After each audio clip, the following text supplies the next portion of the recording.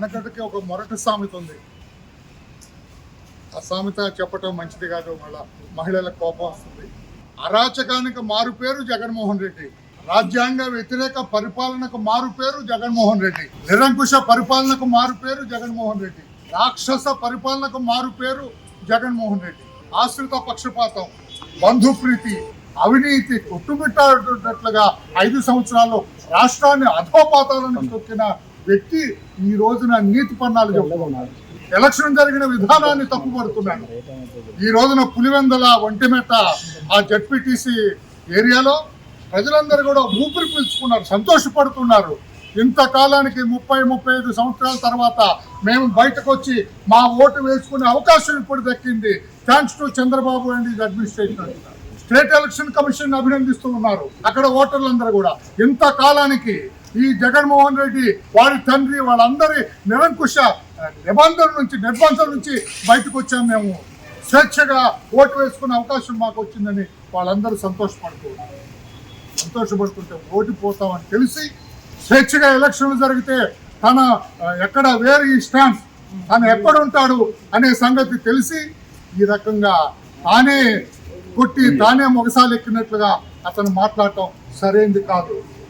మేము గెలిస్తే ఎన్నికలు అయిన తర్వాత నిన్ను చంపేస్తాం అన్నాడు మీ క్యాండిడేట్. ఏం యాక్షన్ తీసుకున్నారు మిస్టర్ జగన్మోహన్ రెడ్డి? ఎన్నికలు అయిపోతే రఫా ఏం యాక్షన్ తీసుకున్నారు జగన్మోహన్ రెడ్డి?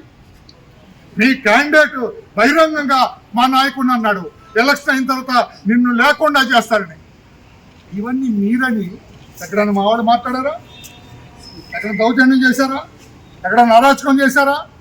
ఇవన్నీ చేయకుండా ఆ డిఐజీ పాపం, ఆయన బాడీ విషయమే, ఆయన కొంచెం లావుగా ఉంటాడు, ఆయన బాడీది ఆయన ఇష్టం వచ్చినట్టు ఆయన్ని కోస్తే కడపకి సరిపోతాడట. బుద్ధి జ్ఞానం ఉండక్కర్లా మనుషులా మీరు? ఒక పోలీస్ ఆఫీసర్ని ఈ రకంగా అవమానిస్తారా? సిగ్గు లేదు? పైగా తగుదనమాని ప్రెస్ మీట్ పెడతావా? ఏదో జరిగిపోయిందంటే ఏం జరిగింది? ఓటర్ బయటకు వచ్చి తన ఓటు తాను వేసుకున్నాడు, అది జరిగింది. స్వేచ్ఛగా ఎన్నికలు జరిగినాయి, అది జరిగింది. మీ రికింగ్కి తావు లేకుండా చేశారు, అది జరిగింది. మీ రౌడీలను ప్రవేశింపలేదు, అది జరిగింది. మీ దుర్మార్గం, మీ రికింగ్, మీ అరాచకం, మీ బూత్ క్యాప్చరింగ్ లేకుండా ప్రశాంతంగా ఎన్నికలు జరిగితే ఏంటో నొప్పి?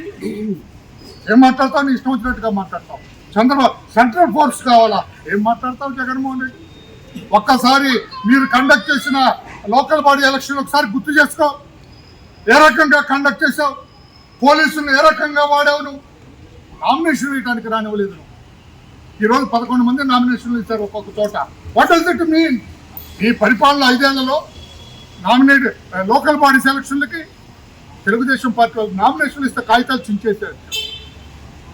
నామినేషన్ రాకుండా దొంగ కేసులు పెట్టించావు, దొంగ సారా పెట్టించావు, లిక్కర్ కేసులు పెట్టించావు. ఈ రకంగా చేశారు. అందుకని ఆ పోలీస్ ఆఫీసర్స్ని దౌర్జన్యంగా మాట్లాడినా, పోలీస్ ఆఫీసర్లో యూనిఫామ్ ఇప్పుతామని చెప్పి, పోలీస్ ఆఫీసర్ని చంపేస్తామని చెప్పి, పోలీస్ ఆఫీసర్ని కోస్తే ఊరంతా సరిపోతాడని మాట్లాడినా వీళ్ళందరి మీద చర్యలు తీసుకోవాలి.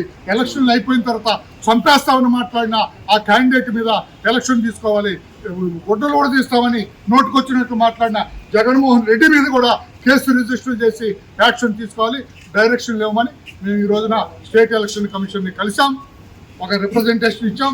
తప్పకుండా మా నోటీస్ కూడా కొన్ని వచ్చినాయి, తప్పకుండా యాక్షన్ తీసుకునేటట్టుగా I will give a direction to the police department అని చెప్పడం జరిగింది. Thank you.